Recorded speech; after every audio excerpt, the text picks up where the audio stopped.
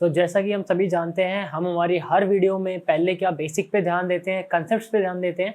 तो आज की इस वीडियो में हम पहले क्या करेंगे, हमने जो हमारा नया चैप्टर स्टार्ट करा है मैग्नेटिक इफेक्ट ऑफ करंट, हम इसके कुछ बेसिक्स देखेंगे। ठीक है, आज हम पढ़ने वाले skew rule, Maxwell right hand thumb rule. तो अगर अभी तक आपने मेरे चैनल को सब्सक्राइब नहीं करा है तो सब्सक्राइब करें, इस वीडियो को लाइक करें और शेयर करें अपने कलीग्स के साथ ताकि उनको हेल्प मिले और मुझे सपोर्ट। तो गाइस स्टार्ट करते हैं। देखो ये क्या है, वेक्टर मल्टीप्लिकेशन। वेक्टर मल्टीप्लिकेशन में बेसिकली दो चीज़ें होती हैं, या तो आप क्या करते हो स्केलर प्रोडक्ट करते हो या फिर क्या करते हो वेक्टर प्रोडक्ट करते हो। स्केलर प्रोडक्ट का मतलब क्या है, देखो यार स्केलर और वेक्टर प्रोडक्ट, इससे पहले अपन एक चीज़ कर लेते हैं। मान लो आपके पास दो वेक्टर है, वेक्टर ए और वेक्टर बी, ठीक है, इसके बीच एंगल कुछ थीटा है। तो जब आप वेक्टर्स को रिजॉल्व करते हो, तो मैंने पहले भी इस पर कभी बताया होगा, मैं अभी बता देता हूँ। रिजॉल्व करते हो तो उसके दो कंपोनेंट निकलते हैं, एक कॉस कंपोनेंट और एक साइन कंपोनेंट। ठीक है, ये होता है आपका कॉस कंपोनेंट, ये होता है आपका साइन कंपोनेंट। ठीक है, लाइक ये मान लो ये ए है, ये बी है, तो ये हो गया ए बी कॉस थीटा, ये हो गया ए बी साइन थीटा। इसके दो कंपोनेंट निकलते हैं। ठीक है, तो यहाँ पे ये जो हमारा स्केलर और वेक्टर प्रोडक्ट आता है, ये बेसिकली इससे रिलेटेड है।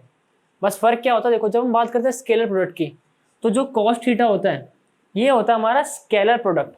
ठीक है, यानी जब हम कॉस की बात करते हैं तो स्केलर होता है, और स्केलर प्रोडक्ट में आता है डॉट प्रोडक्ट, यानी कि A vector dot B vector equal to आता है सी।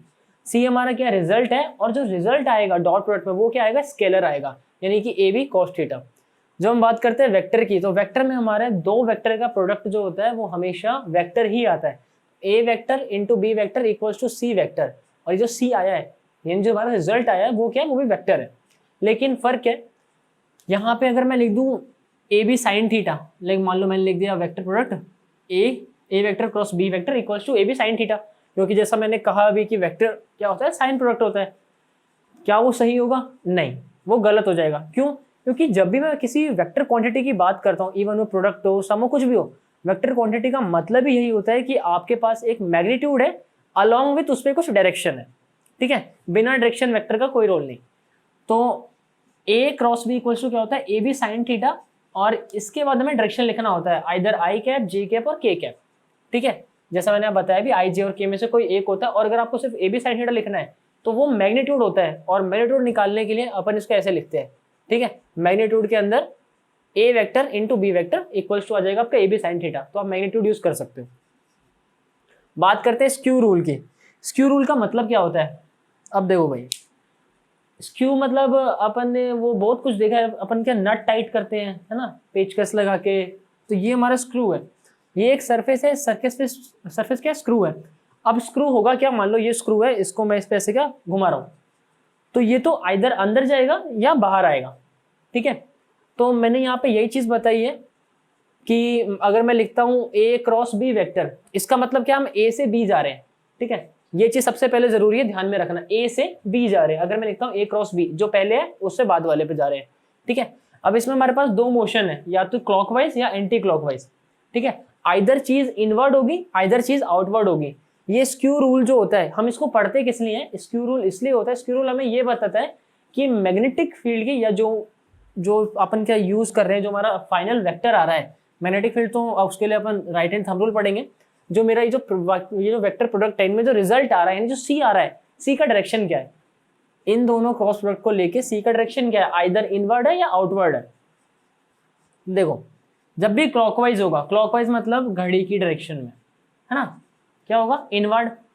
एंटी क्लॉकवाइज क्या होगा, घड़ी की डायरेक्शन में अपोजिट, यानी कि आउटवर्ड। याद करने के लिए, बॉटल का ढक्कन होता है, अपन बॉटल ऐसे खोलते हैं। ठीक है, ऐसे खोलते हैं, कैसे खोलते हैं, एंटी क्लॉकवाइज खोलते हैं। तो क्या होता है, ढक्कन खुल जाता है, मतलब बाहर आ जाता है। तो यानी कि क्या हो गया, आउटवर्ड हो गया, ढक्कन खुल गया, बाहर आ गया, आउटवर्ड हो गया एंटी क्लॉकवाइज में। और ढक्कन बंद करते हैं बॉटल में, कैसे, क्लॉकवाइज। ठीक है, क्लॉकवाइज में क्या होता है, इनवर्ड डायरेक्शन, यानी ढक्कन बंद हो गया। इसके अलावा स्क्रू की बात करूं, स्क्रू में आप ऐसे याद करते हो, अगर आपके पास एक स्क्रू है, स्क्रू पे क्या ऊपर एक साइन होता है ऐसा। ठीक है, स्क्रू के ऊपर ये साइन है, और यहाँ से मान लो ये स्क्रू का ये पॉइंट है। अब मेरे को इसको कैसे एक दीवार पे फिट करना है। फिट करने के लिए मैं क्या करूँगा, मैंने यहाँ पे लगाया मेरा ऐसा पेचकस, मैंने उसको ऐसे क्या टाइट किया। ठीक है, अभी क्योंकि ऊपर देखो क्या, ऊपर क्या है, प्लस का साइन बना हुआ है। ठीक है, प्लस के साइन में मैं जब इसको घुमाऊंगा क्लॉकवाइज, अंदर की तरफ जा रहा है। ठीक है, अंदर की तरफ जा रहा है क्लॉकवाइज डायरेक्शन में, तो ये जो प्लस का साइन आता है ये इनवर्ड पे आ जाता है, ठीक है। और जब इसको बाहर की तरफ निकालूंगा तो लास्ट में सरफेस पे क्या एक पॉइंट छूटेगा, तो वो हो जाता है आउटवर्ड। जब ये बाहर निकल जाएगा सरफेस पे एक पॉइंट रह जाएगा जहाँ पे ये था, इसलिए यहाँ पे डॉट हो जाता है। ये सब तरीके याद करने के, मैं बहुत सारे तरीके आपको बता चुका हूँ। आप बॉटल के ढक्कन से, कैप से याद कर लो, स्क्रू से याद कर लो, जैसे मन करे वैसे याद कर लो, ये अलग अलग तरीके हैं, ठीक है। इससे क्या पता पड़ा आपको, जो रिजल्ट है उसका डायरेक्शन क्या है। फॉर एग्जाम्पल मैंने यहाँ पे दो चीजें लिखी है, C vector equals to A cross B vector, मतलब जो रिजल्ट है वो ए से बी की तरफ जा रहा है, तो सी का डायरेक्शन क्या है। हर बार मैंने माना है जो आई है, ये जो मैंने दो आंखें बनाई है, ये आंखें बेसिकली है क्या, ये मैंने माना है कि ये फ्रेम है, फ्रेम ऑफ रेफरेंस है, कि यहाँ से या फ्रेम ऑफ विजन है, यहाँ से लोग देख रहे हैं, तो हम यहाँ से इसको क्या, अपन इसको स्टैटिक मानते हैं कि हम इस यहाँ से देख रहे हैं, तो इनवर्ड होगा आउटवर्ड होगा, यहाँ से बताएंगे। ये मैंने एक प्लेन सरफेस लिया, इस पर दो वेक्टर बनाए ए और बी, बीच में थीटा एंगल है, और ये जो मैंने डायरेक्शन दी है, ये डायरेक्शन है आइदर क्लॉकवाइज और एंटी क्लॉकवाइज, ताकि पता पड़े इनवर्ड है या आउटवर्ड है, क्योंकि ए से बी जा रहे हैं, ए से बी, तो ये डायरेक्शन क्या होगी क्लॉकवाइज, और क्लॉकवाइज का मतलब क्या होता है इनवर्ड, ठीक है। क्लॉकवाइज मतलब इनवर्ड, तो इस सरफेस पे इनवर्ड मतलब मैंने क्रॉस लगा दिया इसलिए, ठीक है। ये डायरेक्शन होगी किसकी, सी वेक्टर की। सेम यहाँ बात करें बी क्रॉस ए, ठीक है, सेम बनाया वेक्टर, अभी बी से ए जा रहे हैं, मतलब क्लॉकवाइज, सॉरी एंटी क्लॉकवाइज।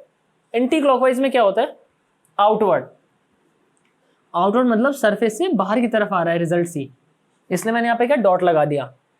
ये जो पूरा हिसाब था, ये तो देखो यार बेसिक है, ये आपको क्या पता होनी चाहिए वेक्टर्स के बारे में, कि वेक्टर ऐसे ऐसे होते हैं, ऐसे हम इसका इनवर्ड और आउटवर्ड निकालते हैं, इसलिए मैंने आपको ये सारी चीजें बताई, क्योंकि इस चैप्टर में आपको इन चीजों की बहुत जरूरत पड़ेगी, ठीक है। नेक्स्ट देखो इसकी बात करते हैं, A vector cross B vector जो होता है ये इक्वल होता है minus of B vector into A vector. भाई कैसे, ये मैंने दो चीजें बनाई हैं, A cross B, B cross A, इन दोनों में फर्क क्या है, इन दोनों में फर्क ये है, जो रिजल्टेंट आ रहा है इसका, ये जा रहा है नीचे की तरफ, यानी किधर, अभी सॉरी जो ये ना ये है, ये जा रहा है नीचे की तरफ, यानी वाई डायरेक्शन में सरफेस के अंदर जा रहा है, नेगेटिव ऑफ जे में जा रहा है ये। और मैं इसकी बात करूं, ठीक है, तो ये कहाँ जा रहा है, पॉजिटिव ऑफ जे में जा रहा है। इन दोनों में फर्क क्या है, माइनस साइन का ही तो फर्क है ना। तो अगर मैं माइनस लगा दूं किसी एक पे, और फिर मैं बोलूं कि a cross B vector equals हो जाए minus of b cross a vector, क्या ये दोनों इक्वल है, ऑफ कोर्स है, क्योंकि सिर्फ जो मेरा फाइनल रिजल्ट आ रहा है उनके डायरेक्शन में तो फर्क है, और नेगेटिव साइन ज्यादातर जगह पे यही शो करता है डायरेक्शन को, ठीक है। नेक्स्ट है हमारा Biot-Savart law in vector form. कल की हमारी वीडियो में हमने बायोट-सेवर्ट लॉ का डेरिवेशन देखा था छोटा सा, जहां हमने इसका फॉर्मूला डिड्यूस किया था, क्या, dB इज इक्वल्स टू म्यू0 अपॉन में 4 pi into I D L sine theta by are square, ठीक है। आज हम इसका वेक्टर फॉर्म पढ़ने वाले हैं, वहां पे जो भी मैंने आपको बताया उसको हम आज यूज करेंगे। तो अगर अभी तक आपने मेरी कल की वीडियो नहीं देखी है वो वाली, तो ऊपर आई बटन में जाके चेकआउट करें, जहां मैंने बायोट-सेवर्ट लॉ को आपको अच्छे से बताया, ठीक है। तो और क्योंकि वो क्या करंट एलिमेंट के लिए यूज होता है। यहाँ मैं आपको बता दूं, जब हम बात करते हैं करंट एलिमेंट यानी कि डीएल, तो डीएल का मतलब हम एज्यूम कर लेते हैं कि डीएल इक्वल्स टू 10 सेंटीमीटर होता है। यार देखो छोटा मानते हैं तो अपन क्या छोटा हिस्सा ले लेते हैं, ठीक है, 10 सेंटीमीटर ले लेते हैं। अब Biot-Savart law in vector form मतलब देखो, ये फॉर्मूला मैंने आपको बताया क्या होता है, dB इज इक्वल्स टू के I D L sine theta by are square, और के होता है म्यू0 अपॉन में 4 पाई, ठीक है, और इसकी वैल्यू होती है 10⁻⁷ टेस्ला मीटर पर एम्पियर।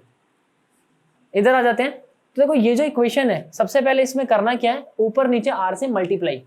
आर से मल्टीप्लाई क्यों करा मैंने, डीबी होता है क्या, डीबी होता है मैग्नेटिक फील्ड। मैग्नेटिक फील्ड हम निकालते हैं किसी करंट एलिमेंट के आसपास, जहां पे हमने एक छोटा डीएल सेक्शन लिया होता है। अब उस छोटे हिस्से के पास में मुझे कोई पॉइंट लेना पड़ेगा, जिसके बीच में मैं वो मैग्नेटिक फील्ड का पता करूंगा। अभी क्योंकि इस क्वेश्चन में जो पॉइंट दिया हुआ है, अगर मैं उसका यूज करूं तो वो नीचे तो है लेकिन ऊपर नहीं है, और क्योंकि मुझे वेक्टर फॉर्म चाहिए, वेक्टर फॉर्म किसके बीच में आएगा, इन्हीं दो के तो बीच आएगा, या तो आइदर वो डीएल हो, ठीक है, या फिर क्या हो आर हो, क्योंकि करंट का हम यूज नहीं कर सकते, आई की डायरेक्शन तो हमें पता ही है। इसलिए मैंने ऊपर नीचे आर से मल्टीप्लाई कर दिया, बीच में एंगल थीटा दे दिया। अब मैं इसको ऐसे लिख सकता हूँ, डीएल वेक्टर इंटू में आर वेक्टर, ठीक है।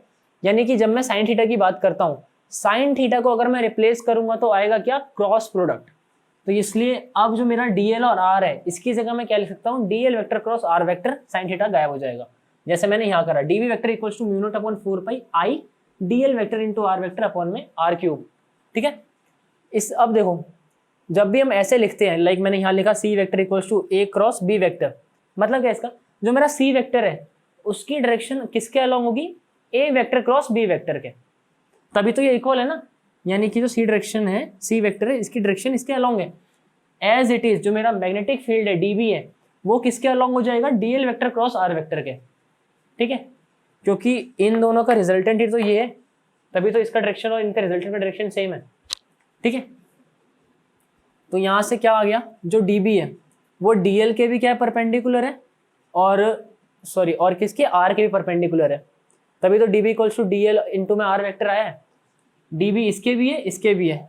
एग्जाम्पल के तौर पे मैंने यहाँ भी बनाया, इधर से क्या रेफरेंस लेना है, देखो आर और डीएल के बीच थीटा एंगल है, डीएल से गए आर की तरफ, ठीक है, आर की तरफ, मैग्नेटिक फील्ड आउटवर्ड, ठीक है, आउटवर्ड होने पे क्या आ जाएगा, ये क्या था हमारा, एंटी क्लॉकवाइज आउटवर्ड डॉट, ठीक है। तो अगर मैं देखूं, सबसे पहले आर किस पे है, मान लो एक्स एक्सिस पे है, एक्स एक्सिस पे आर है, आर से क्या डीबी 90 डिग्री पे है। अब अगर मैं ऐसे लूं और ये हो गया मेरा क्या, डीबी, ठीक है, और यहाँ बीच में ये आर है, इन दोनों के बीच में कुछ एंगल थीटा है, ठीक है, और ये परपेंडिकुलर, तो ये अगर इसके परपेंडिकुलर है तो ये इसके भी तो परपेंडिकुलर है, डीएल और आर दोनों के। तो यहाँ मैंने वही चीज बताई है कि dB perpendicular dl, dB perpendicular to r vector, ठीक है। ये होता है हमारा वेक्टर फॉर्म। वेक्टर फॉर्म आपको सिर्फ इतना डिफाइन करना होता है, बस आपको ये रीजन देना है कि आपने आर क्यों यूज करा है, आर से ऊपर नीचे मल्टीप्लाई क्यों करा है, दैट्स इट। बाकी वेक्टर का पूरा बेसिक में बता चुका हूँ, वही सब हुआ यहाँ पे। नेक्स्ट हम बात करते हैं Maxwell right hand thumb rule, one of the most important बोल सकता हूँ मैं इसलिए तक क्योंकि आप इसी के थ्रू पता करोगे कि डायरेक्शन क्या है किसकी, मैग्नेटिक फील्ड की, फील्ड लाइंस की डायरेक्शन क्या है, उससे आप पता करोगे वो आइदर इनवर्ड है आउटवर्ड है। चैप्टर का नाम ही क्या है, मैग्नेटिक इफेक्ट ऑफ करंट, तो आपको लगभग मैक्सिमम क्वेश्चन में बताना ही पड़ेगा कि मैग्नेटिक फील्ड की डायरेक्शन क्या है, ठीक है, बिना डायरेक्शन के क्वेश्चन सॉल्व नहीं होते इसमें। तो उस डायरेक्शन को बताने के लिए आपको यूज करना है Maxwell right hand thumb rule. सबसे पहले क्या चाहिए, राइट हैंड, ठीक है, सबसे पहले राइट हैंड चाहिए। आपके पास एक वायर है, वायर में करंट की डायरेक्शन दी होगी, लेट अस अज्यूम ये वायर है, इसमें करंट की डायरेक्शन क्या है, अपवर्ड है। आपने इसको ऐसे पकड़ा, जो थंब होता है, थंब का होगा हमेशा डायरेक्शन किधर, जिधर करंट है। अभी ऊपर करंट है, ऊपर करंट की डायरेक्शन, ये जो है, ये जो मेरी उंगलियां हैं, ये क्या है, अगर मैं इसको सरफेस पे रखूं तो ये देख रहे हो, ये हो गया इनवर्ड, मतलब इस वायर के राइट साइड पे इनवर्ड है डायरेक्शन, और इस वायर के लेफ्ट साइड पे ये ऐसे आ रहा है, लेफ्ट साइड पे क्या है, आउटवर्ड डायरेक्शन। तो ये जो डॉट है, ये डॉट क्या बताता है, लेफ्ट साइड पे आउटवर्ड डायरेक्शन है मैग्नेटिक फील्ड की, राइट साइड पे क्या है, इनवर्ड है। इनवर्ड के लिए मैंने यूज करा क्रॉस, किसकी डायरेक्शन है ये मैग्नेटिक फील्ड लाइन की डायरेक्शन।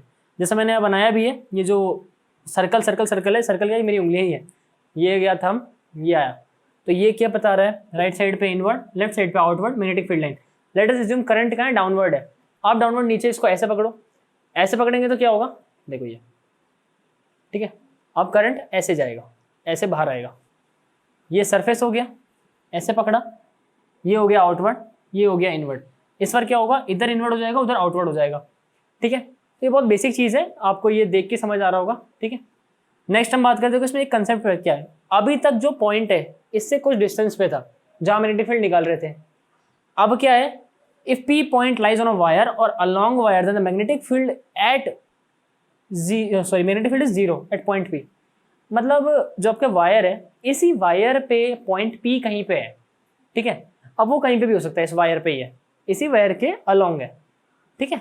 तो होगा क्या, जो वायर में डीएल सेक्शन था, जो हमने छोटा सा हिस्सा लिया था डीएल सेक्शन, उससे उस पॉइंट आर का, मतलब जो पॉइंट पी है उस तक का जो आर डिस्टेंस है, एंगल कितना बन गया, 0 या फिर 180, क्योंकि ये डीएल तो ऊपर जा रहा है, या तो आर यहाँ होगा यहाँ होगा, आर या तो ऊपर होगा या नीचे होगा, जैसे आर ऊपर है या नीचे है।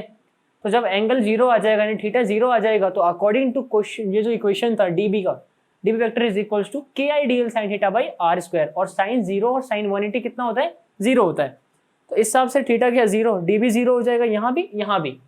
तो इसमें भी एक हमारे पास और चेंज है, चेंज क्या है, if point p lies on a thick wire then B for magnetic field is not 0।